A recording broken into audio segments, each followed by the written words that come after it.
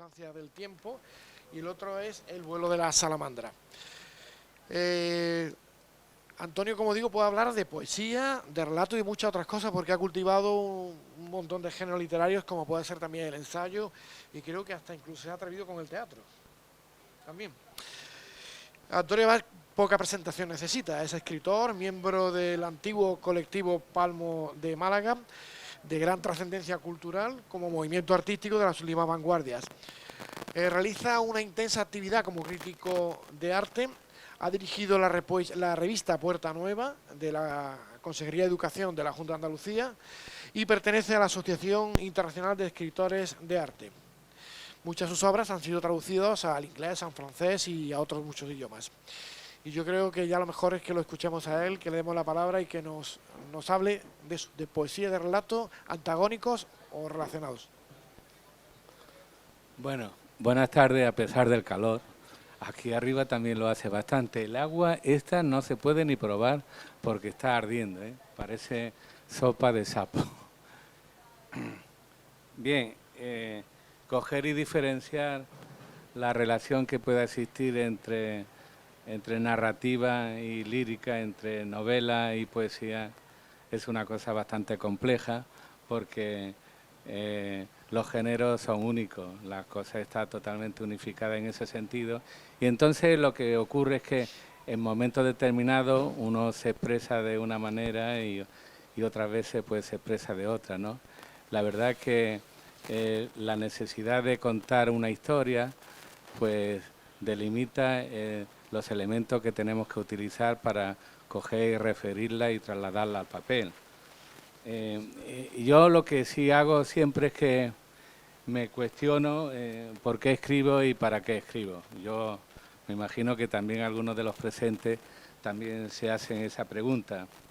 Y ser novelista o ser escritor, pues tampoco sé lo que es. Lo que ocurre es que uno algunas veces pues se encierra en un cuarto, se pone delante de un papel y se pone a contar algo que necesita contar, ¿no? Yo en mi caso, como en el caso me imagino también de muchos otros escritores, en mi caso yo creo que la escritura pareció como una enfermedad. Era una cosa que estaba dentro de mí de alguna manera y que un día esa cosa empezó a tomar cuerpo hasta convertirse en algo crónico, en algo que lógicamente vive conmigo de una forma permanente, no tanto como yo quisiera porque hay muchas otras actividades que me impiden pues, realizar un trabajo diario y continuado como yo quisiera, pero bien que ese estado de cosas yo la suelo combatir con el duro trabajo de la escritura, que es el de la soledad. Y el enfrentamiento con un tirano, ¿no? Con ese tirano que es el papel en blanco o la pantalla del ordenador. A veces también me pregunto por qué contamos historias y la respuesta verdaderamente no es nada fácil. ¿Por qué se tiene esa necesidad de decir algo diferente a lo que conocemos diariamente en nuestro devenir? Y tengo que partir en principio diciendo que el escritor en realidad es un fabulador. El escritor es una persona que no le gusta la realidad que le rodea y trata de transferirla. Bueno, esto es una cosa bastante genérica. Lo que quiero decir es que en ese puchero, por ejemplo, que es una novela es un puchero, en ese puchero en realidad no hacemos, o yo personalmente no hago otra cosa que coger de ese supermercado que es nuestra propia existencia, coger lo necesario para elaborar aquello que todo el mundo conoce como ficción. Hablo de mi caso, lógicamente. Entonces, en ese supermercado, pues cogemos rostros, cogemos voluntades, definiciones, secuencias, ordenamos el desorden allí donde todo es oscuro, cambiamos el tiempo, cambiamos el espacio y hacemos sobre todo una cosa muy importante. Hacemos que hablen los fantasmas, aquellos fantasmas que llevamos dentro, a los que curiosamente los vemos en el espejo de la vida y que tratamos de hacerlo creíble y tratamos también de que se comporte como si fueran seres de verdad, lo que en verdad no es otra cosa que el fruto de nuestros propios sueños, esos fantasmas de los que hablo. De ahí la plasmación en la novela de la ilusio, es decir, la esperanza ilusoria de una garantía que sea trascendente, que para mí son la belleza, el goce y el placer de la ficción. En este sentido, lógicamente, toda mi novela la configuro como una experiencia soñada, que quiero que otro la sueñe, o más aún, que haga de mi sueño su sueño personal. Por eso, necesariamente me planteo mi compromiso con el lector. Hay autores que se olvidan del lector. Yo me comprometo con el lector. En el sentido de tratar de favorecer ese hilo que recorre cada página, para que ese hilo que recorre de cada página permanezca siempre tenso. Esto es un propósito, lógicamente loable, que muchas veces se consigue y otras veces no. Aquello de García Márquez, ¿no?, de coger al lector por el cuello, que se zambulla en el libro y que no se pueda levantar de él. Es una pretensión compleja, difícil, pero que yo siempre la tengo muy presente. Entonces, sobre todo por algún sentido que me viene de lo poético, ¿no? Ese trascender barroco, retórico, y entonces en la narrativa hay que producir un acercamiento y, por lo tanto, favorecer en ese sentido también al lector. Pero para eso, primero lo que se necesita es tener una buena historia. Uno tiene que tener una buena historia para poder contarla. Y después, mi propósito también es que esa historia necesariamente hay que hacer todo lo posible para que esté bien escrita. Aquel principio cervantino de saber sentir es saber decir. A mí me parece muy importante. Lo que se siente hay que saber decirlo. Y a veces se dice bien porque se ha sentido mucho. Hay una anécdota que siempre relato en este sentido, y es que a Torrente Ballester un día le preguntaron: oiga, ¿qué es lo que se necesita para escribir una novela? Y Torrente Ballester, como buen gallego, pues contestó con otra pregunta y preguntó: ¿tiene usted una familia? Pues eso, hable de su familia. Y yo casi siempre hablo de mi familia, hablo de mi familia. Mi padre, ya muerto, siempre me decía: por favor no le contéis nada a Antonio, que lo escribe. Y entonces, claro, escribía algunas cosas de la familia que a él no le gustaban y por eso lo decía en ese sentido. Quiero con esto decir que la biografía personal será la materia primordial en toda mi obra. Yo solamente sé escribir de lo que sé, y de lo que sé un poco más es de mí mismo.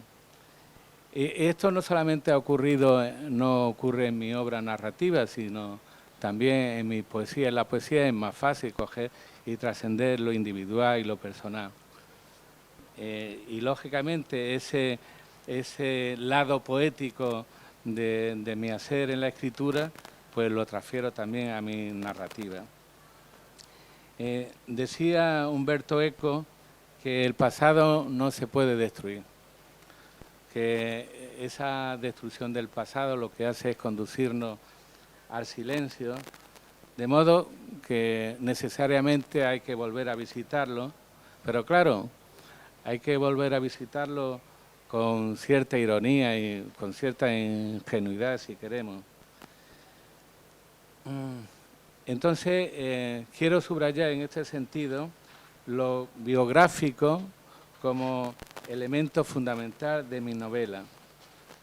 En esto no puedo perderlo nunca de vista. O sea, mi compromiso personal de relacionarme con la escritura a partir de mi historia personal, desde mi primera novela, que es Dani, después con La mudanza, después con Cuando la noche cambia el color de las cosas, o con Lucía o con El vuelo de la salamandra.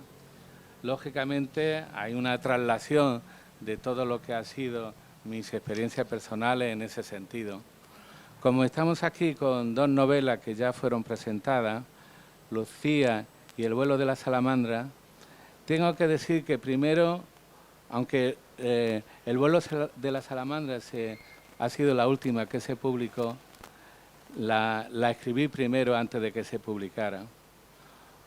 Y luego salió, primero se publicó Lucía, pero se escribió después que esta. ¿Por qué El vuelo de la salamandra tardé en escribirla? Pues por una razón muy sencilla.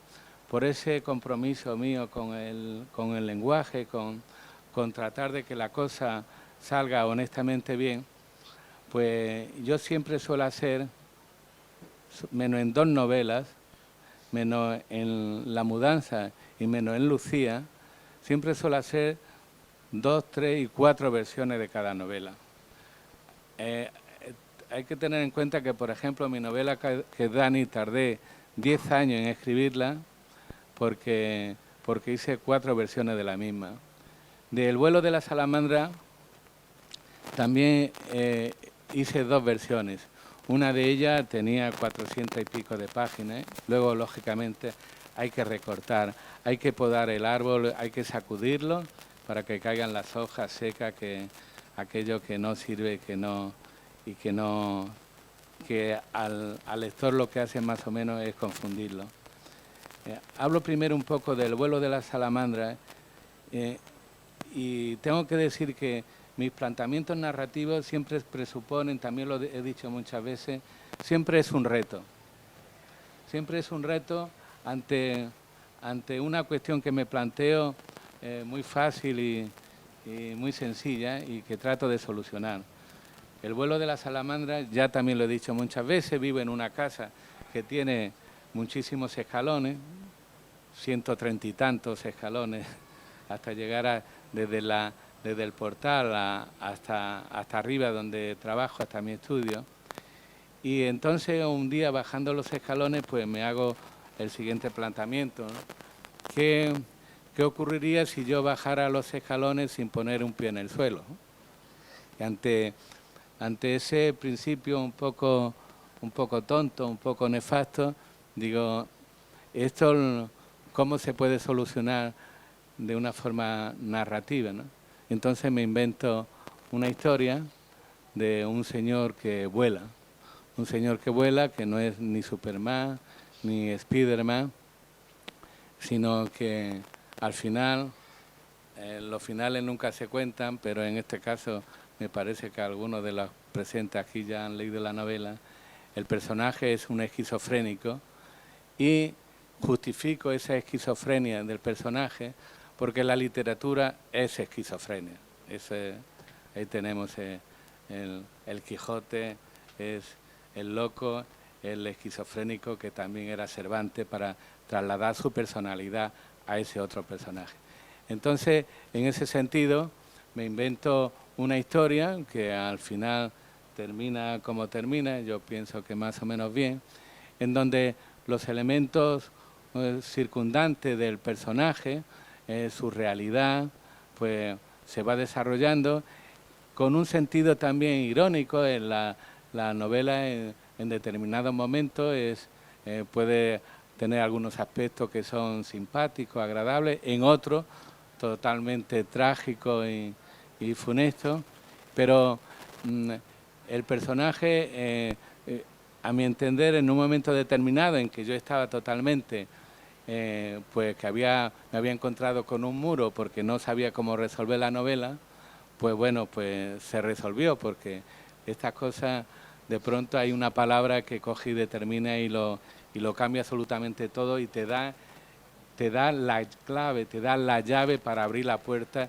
y poder entrar o abrir la ventana, abrir una puerta y ver la luz y concluir la novela, que es fundamental. El final de una novela lo justifica absolutamente todo. Si no hay un buen final en una novela, la verdad es que es lo que se persigue, ¿no?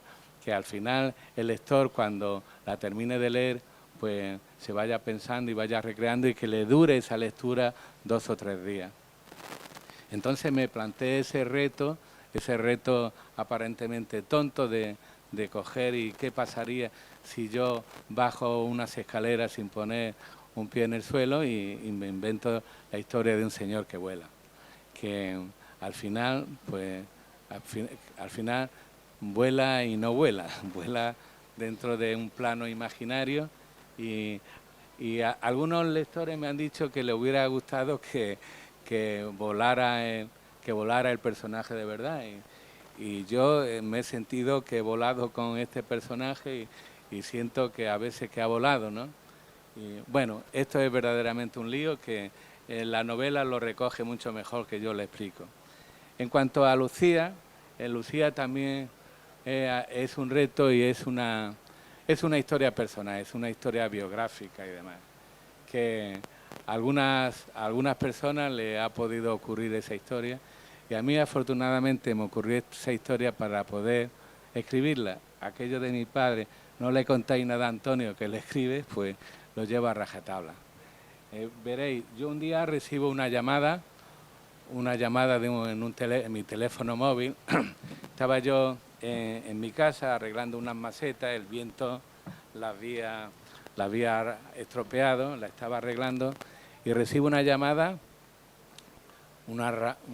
que venía de hacía 42 años. 42 años que yo no había escuchado esa voz. Y era una novia mía, ¿eh? Era una novia mía. Y claro, yo recibo esa llamada y me quedé totalmente patidifuso. Entonces me dijo que había venido aquí a Málaga y que quería verme, que venía con su marido y que quería verme. Bueno, yo estaba todo sucio, todo de haber estado con las macetas, estaba casi en paños menores, allí en mi casa, y corto la llamada y pensé lógicamente en no acudir, porque digo, ¿yo qué me voy a encontrar? ¿Qué me voy a encontrar yo después de 42 años con esta persona? Y total, que me lo pienso y digo, voy a verla. Y efectivamente, cogí el teléfono, la llamé y me dijo, ¿en dónde está que voy a verte? Bueno, pues la vi, nos encontramos, nos hemos hecho bastante amigos con el marido y entonces aquello, digo, esto es una historia verdaderamente increíble. Pero claro, tuve la suerte, porque si no la historia no hubiera servido para nada, tuve la suerte de coger y darle la vuelta a la situación. Digo, ¿qué pasa si no es ella la que llama, sino que soy yo el que llama? Entonces la novela empieza precisamente porque una señora que es mayor, recibe una llamada de su marido, de su novio, del novio que había sido hacía 42 años. Yo sí que he fijado bien la fecha. Lógicamente la novela la ha leído la interesada y no le gusta, a ella no le ha gustado la novela. Bien, entonces esto es la historia de una señora ya mayor que recibe esta llamada tan lejana en el tiempo y entonces después me vino también la situación, digo, bueno, a mí siempre me parece muy interesante coger y contextualizar a los personajes y situarlos en un espacio determinado. En el vuelo de la salamandra, ese espacio es la ciudad de Málaga. Málaga, la catedral, todos los espacios de aquí es la ciudad de Málaga. Y en el libro de Lucía, el espacio lo trasladé a Melilla, por un espacio que conozco muy bien, y aquello me sirvió para,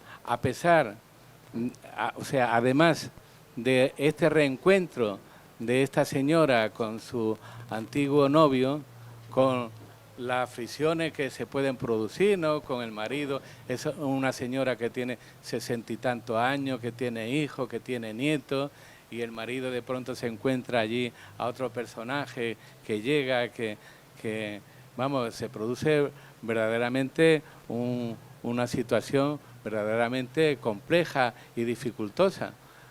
Y porque en el reencuentro de esta mujer con este hombre, lógicamente hay una simpatía que quieran recordar antiguos años, e incluso pues se llega a situaciones amorosas, con unas complejidades con lo que supone todo eso. Pero yo al situar, al contextualizar a estos personajes en Melilla, lo que hago al mismo tiempo es describir la situación por la que está pasando la ciudad, sobre todo con la conflictividad intercultural que existe en la ciudad, con lo musulmán, con lo cristiano. Hay que tener en cuenta que uno de los hijos de esta mujer de Lucía se casa con una marroquí que vive cerca de Melilla, entonces donde está delimitada la frontera, con lo que supone ese cambio tan horrendo, la diferencia económica, social entre Beniensar, que es la población cercana a Melilla, y Melilla es de la más distante que existe en casi todo el mundo. Es una frontera donde hay una diferencia económica, social, increíble. Y entonces toda esa problemática yo la planteo, la sitúo en la ciudad y lógicamente a través de los días que van pasando pues ocurre pues lo que tenía que ocurrir, que ese tipo de relación, de esa especie de encuentro que quieren llevar a cabo los dos protagonistas con la situación familiar de por medio, pues la verdad no se llega a cumplir. Aunque hay una cuestión muy bien planteada en la novela, y es que el personaje, el novio de Lucía, es un escritor que había llegado a la ciudad para escribir una novela que se llama El renegado.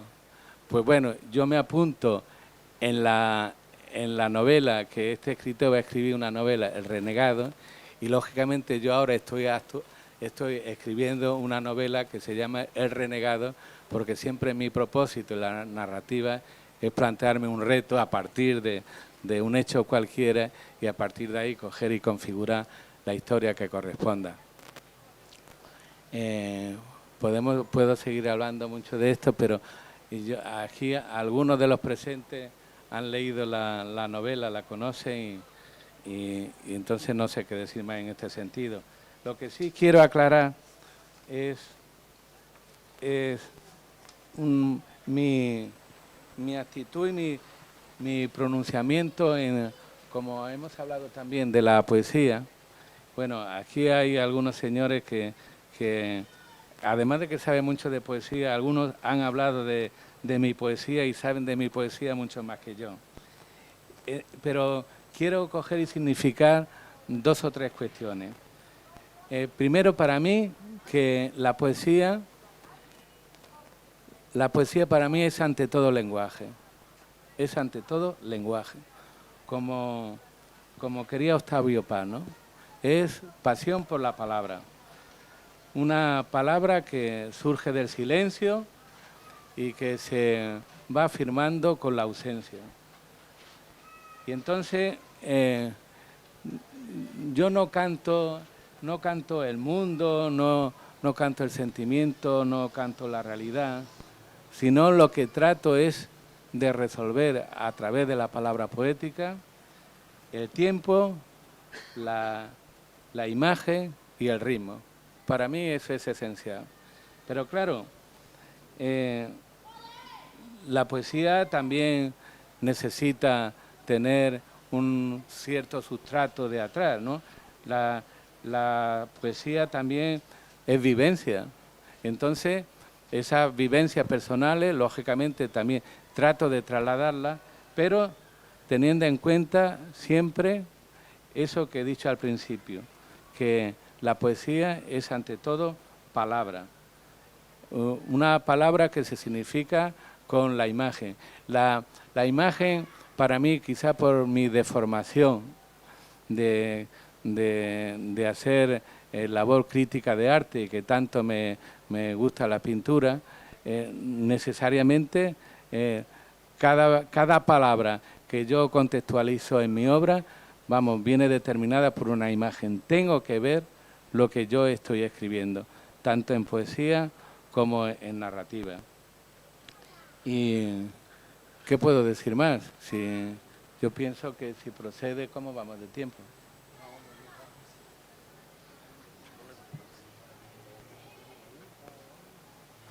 Sí, hacer algún tipo de pregunta si alguien lo desea y ya está. Ah, bueno, tengo que deciros también que toda mi obra últimamente ha sido recogida por un profesor de la Universidad de Agadir, que el otro día lo presentamos en la Universidad de Nador. Es un tocho de 250 páginas y que ha hecho un estudio muy profundo y a la vez verdaderamente intencionado. Como yo he estado muy comprometido y sigo muy comprometido con lo que significa la cultura oriental y sobre todo la cultura marroquí, ¿no? Mi libro El arco de la luna, que es Dani, y una serie de cuestiones. Entonces, a él le ha importado muchísimo este hecho. Hace 2 años me llamaron a un congreso en donde hubo una ponencia sobre mi novela que es Dani, que me la presentó precisamente este hombre, y entonces a partir de ese hecho él quiso escribir un artículo y el artículo se le ha convertido afortunadamente en un libro denso y profundo. Y entonces, lógicamente, desde su óptica, desde su óptica marroquí, ¿no? Y llevándose la sardina a su ascua correspondiente, ¿no? Porque hay determinadas cuestiones, sobre todo actuales, por las que estamos pasando, con esta confrontación de lo oriental y lo occidental, es decir, de lo musulmán y la cultura occidental, que habría que plantearse de cómo se puede llevar a cabo un cierto acercamiento, una cierta solución a problemas tan graves. Hace poco que estuve en Grecia, un profesor de historia que nos estaba enseñando las distintas situaciones, de las distintas zonas, cuando hablaba del Mediterráneo, el Mediterráneo solamente era Grecia, Italia, el sur de Francia y España. Y eso no es cierto. El Mediterráneo también es Marruecos, también es Túnez, también es Argelia, es Libia y Egipto. Y la otra parte de Siria y Palestina e Israel. Eso también es el Mediterráneo. Y los occidentales a veces nos olvidamos. Y hay un precepto también muy importante que para mí me ha sugerido y yo lo he utilizado como lema de mi actitud literaria. Y es que la luz siempre viene por Oriente. La luz siempre viene por Oriente. La luz siempre viene por aquel sitio. Y entonces, hablar de las cuestiones actuales que se están produciendo tan recientemente, que son verdaderamente lamentables, pues la verdad que habría que coger y hacer algo, porque cuando me pongo en contacto con los profesores marroquíes, son profesores que han estudiado en Madrid, que han estudiado en París, que que cuando te vas a comer con ellos, pues tienes que meter tú las manos y son muy delicados para determinadas cuestiones, pero después sus cosas personales las llevan a rajatabla. El otro día, estando en un restaurante, estábamos comiendo y había una profesora de literatura y pregunté por ella, digo, ¿dónde está? Y se ha ido a rezar, ¿no? Quiere decir que hay una serie de cuestiones que a nosotros nos cuesta trabajo de coger, de comprender y de entender. Pero también quizás lo peor, cuando estuve en la universidad le estaba yo explicando a los alumnos, un poco hablando sobre la realidad, que por cierto, uno de los profesores, el decano de la facultad, cogió y quiso llevar la cuestión a otro terreno. Yo le estuve diciendo a ellos, y les tuvo que molestar, ¿qué pasaría si un cristiano fuera a una zona, a Marruecos, cogiera un coche y se pusiera a atropellar a la gente como ocurre en Europa? ¿Qué pasaría, no? Y la verdad que la pregunta les molestó a más no poder, porque ellos necesitan también un cierto compromiso, ellos tienen también que hacer algo para que el fundamentalismo que está tan sumido en la identidad de esta gente, lo puedan desterrar, porque hay una conciencia así muy general, muy determinista, de dejar pasar las cosas, y la verdad, ellos tampoco están adquiriendo ni piensan adquirir un compromiso correspondiente para poder coger y para esas cosas. Aunque hoy he escuchado en el telediario que Arabia Saudí ha querido, a Qatar le ha manifestado que ellos le están ayudando a los terroristas con ayudas económicas para que formen sus atentados. Me parece raro de que esa noticia sea totalmente verídica, porque detrás de todo lo que hay, de todo ese cotarro criminal, muchas de las acciones están totalmente subvencionadas por Arabia Saudí, se sabe, y luego por otra parte ellos llevan una política de penetración religiosa en toda España y en toda Europa a través de la creación constante de sus mezquitas, y sin embargo nosotros cuando estamos, bueno, yo que lo que visito más en Marruecos, lógicamente sus espacios los tienen totalmente vedados y lo que es peor, cruzar a veces la frontera, porque España en ese sentido tenemos un problema gravísimo, siempre lo digo, es la situación de Ceuta y Melilla, sobre todo de Melilla. En un momento determinado, como allí ocurra algo, va a ser verdaderamente catastrófico.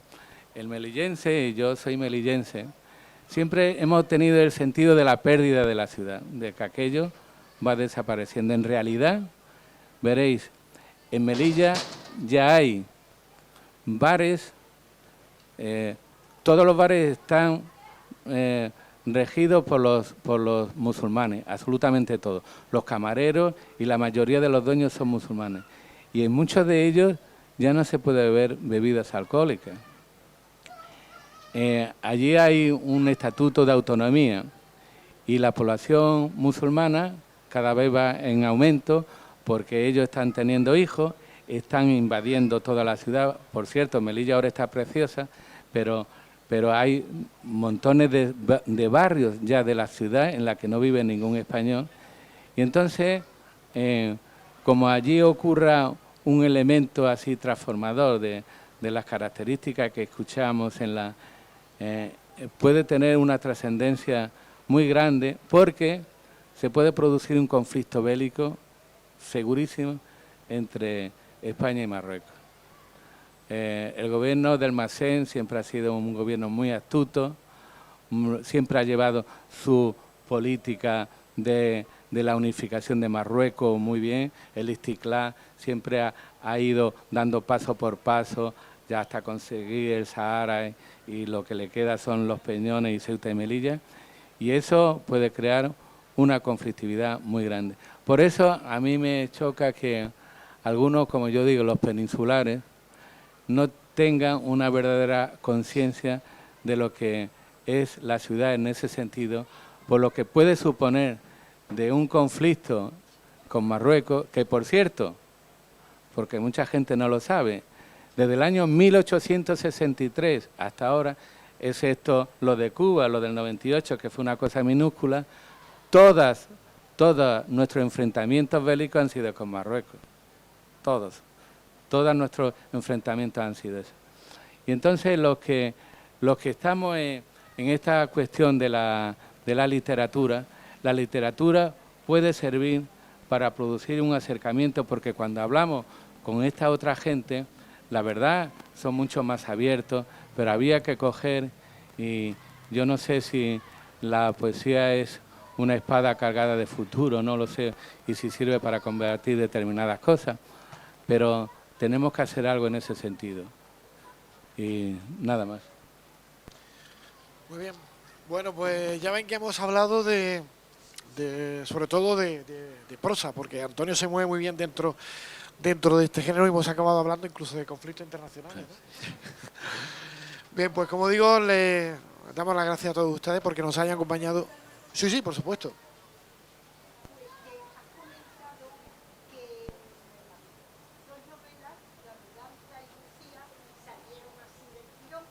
Sí.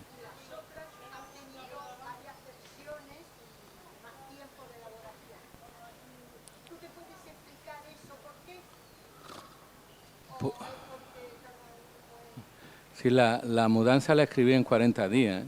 Me dejó eso anonadado, yo que he tardado tanto tiempo.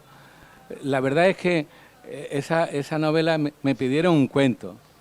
Me pidieron un cuento y escribí una novela. Escribí una novela y tardé 40 días. La Lucía 5 meses y las otras años. Y esta con la que estoy con El renegado, pues cualquiera sabe. Pero no me lo sé explicar. Sí me sé explicar una cosa, que es, hay dos maneras de escribir una narración. No me acuerdo ahora quién lo decía, pero ahora lo diré. Una es un señor que coge y hace un guión, designa más o menos cuál es la estructura de la novela y coge y la escribe. Empieza a escribir y en un momento determinado, aunque tenga toda la novela perfectamente estructurada, sabe desde el principio hasta el final, lo sabe perfectamente cómo empieza y cómo va a terminar, lo sabe casi todo, pero no se pone a escribir y se para. ¿Y por qué se para? Por la palabra. Porque tú estás escribiendo y en un momento que la palabra te ha parado. Y hay otros escritores que no tienen nada determinado, se ponen a escribir y también se para. ¿Por qué? Por la palabra. La palabra es el material con el que construimos el andamio de la escritura. Entonces, si no tienes tú el ladrillo, no puedes seguir subiendo, haciendo la pared. Y entonces, si no tienes tú la palabra, pues no puedes seguir construyendo. Esa es la palabra.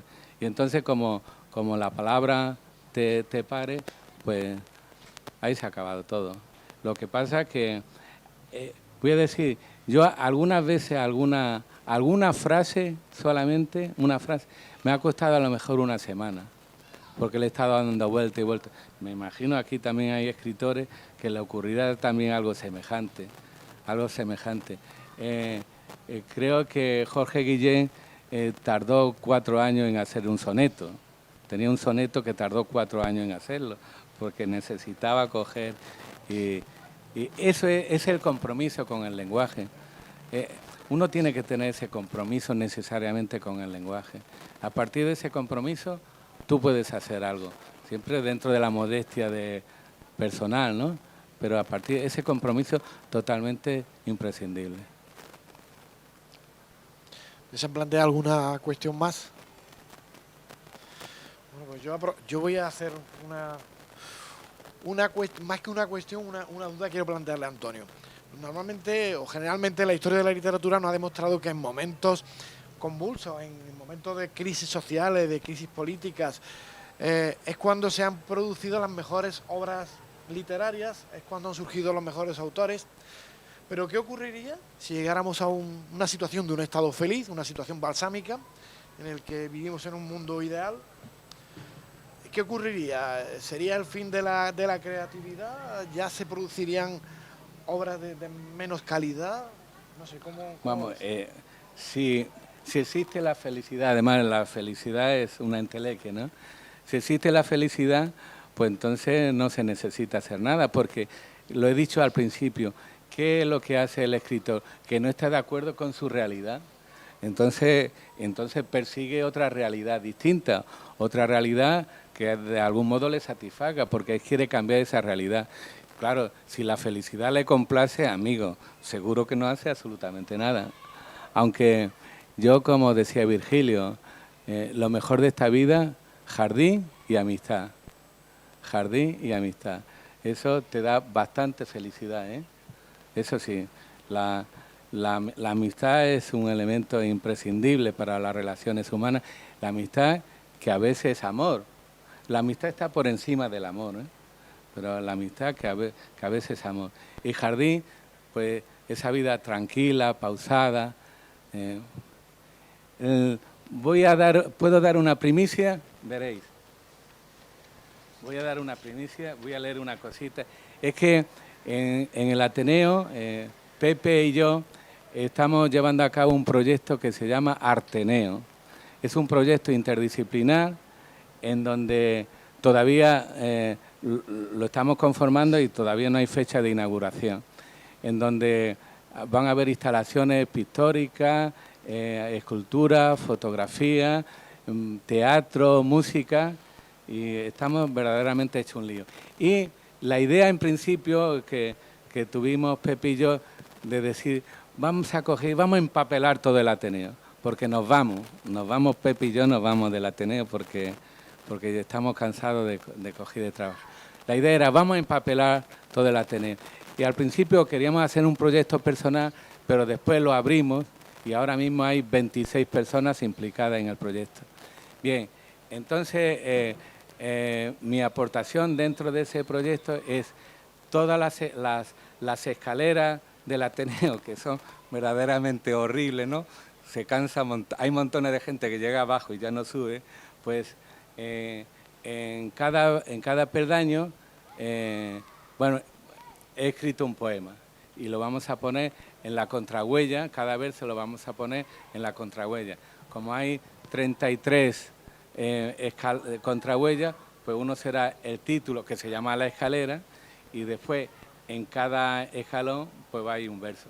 Entonces vosotros vais a tener la primicia antes de leerlo, cuando vayáis, no vais a tener más remedio que leer por lo menos algunos versos cuando vayáis a subir los peldaños, pues vais a tener la primicia de escucharlo y os lo voy a leer.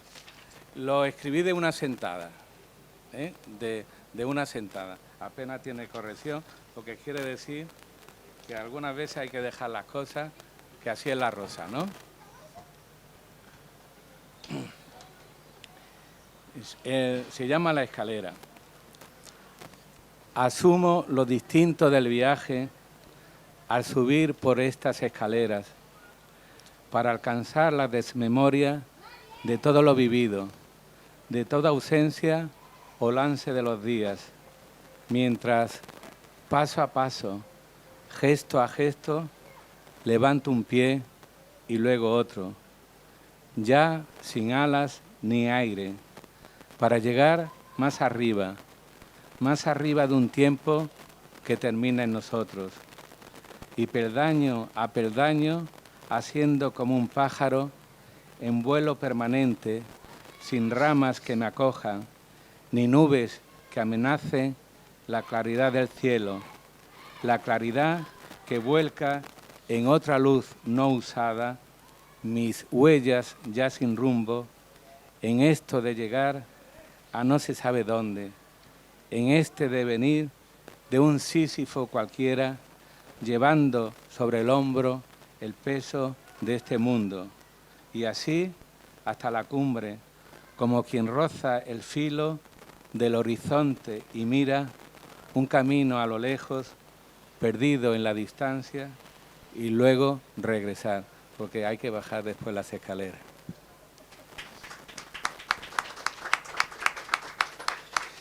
Muchas gracias, Antonio. Pues solamente ya recordarles que mañana tendremos otra sesión. Esta vez será con el autor Antonio Aguilar, con el título genérico de Deseante a Deseada. Será mañana un poquito más temprano aún, porque hemos visto que no hace suficiente calor, a las 6 de la tarde, aquí en este mismo espacio de la Feria del Libro de Málaga. Y decir también que los libros de Antonio Abad, tanto el que ha comentado antes de Lucía y la Inesible Sustancia del Tiempo, como El vuelo de la salamandra, lo tienen a su disposición en el stand número 10 de Fundación Unicaja. Así que lo dicho, muchas gracias por su presencia, por su asistencia, y como decía Antonio, para él la poesía es una agrupación de palabras. Yo añadiría que en su caso es una agrupación de palabras elevada a la categoría de arte, porque concatenarla de esa manera no es nada fácil. Muchas gracias. Gracias.